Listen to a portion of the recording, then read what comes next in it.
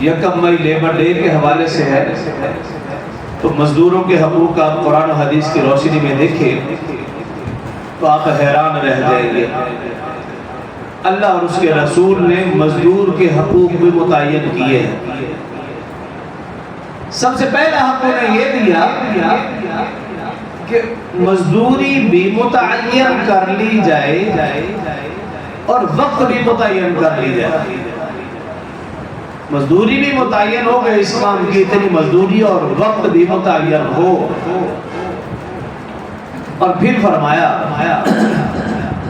اگر کوئی شخص وقت پر اس کو مزدوری نہ دے، ایک حدیث میں ہے رسول اللہ صلی اللہ علیہ وسلم نے ارشاد فرمایا جو شخص کسی مزدور کی مزدوری نہ دے یعنی روک لے یا کم کر لے، فرمایا وہ اللہ کا بھی دشمن ہے، رسول صلی اللہ علیہ وسلم کا بھی دشمن ہے، اور رسول صلی اللہ علیہ وسلم نے فرمایا قیامت والے دن میں اس مزدور کی حمایت میں وکیل بن کر مقدمہ لڑوں گا، اور جس شخص نے مزدور کا حق کھایا ہوگا اس کے خلاف کیس دائر کروں گا، اور اس کو جب تک جہنم میں نہ پہنچا لو میں سکون سے ہی رہوں گا۔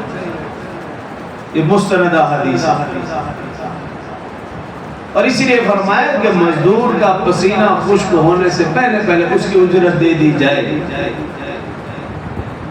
تو پہلا جو حق متعین کیا قرآن و حدیث نے کہ مزدوری بھی متعین اور وقت بھی متعین کر لیا جائے۔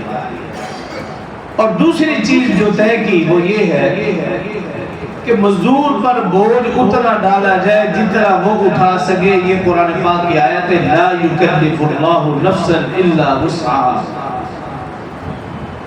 کہ اس کی طاقت سے زیادہ بوجھ نہ ڈالا جائے، جتنا کام کر سکتا ہے اتنا بوجھ۔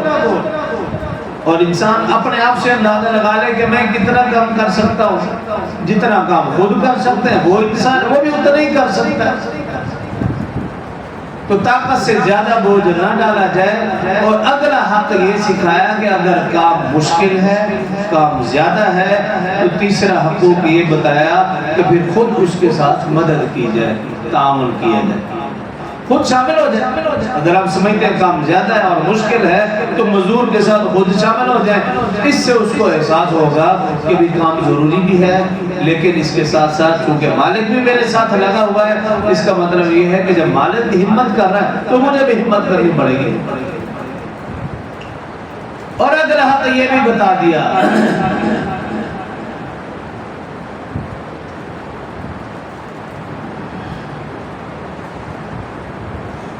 کہ عزت اور احترام کے ساتھ اس کے ساتھ پیش ہے۔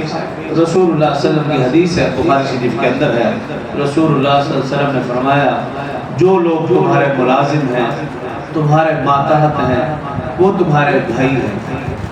جو تمہارے غلام ہیں، ماتحت ہیں، ملازم ہیں، وہ تمہارے بھائی ہیں۔